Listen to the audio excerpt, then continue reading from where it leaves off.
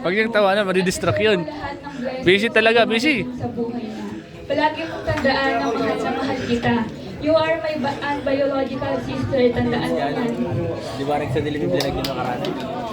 Para siguro. Nag-provoice ka na ako kayo.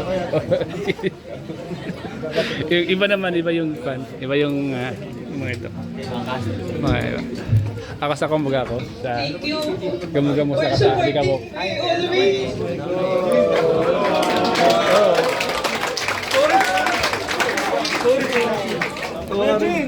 Uy, Jeans! Hindi ko lang namin nakita.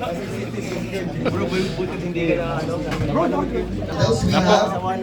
Lods, yan si Papa Jobs.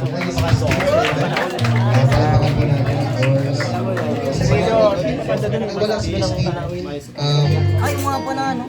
Taas nga pa. Job. Let's proceed po kay Rochelle Jane Aspi.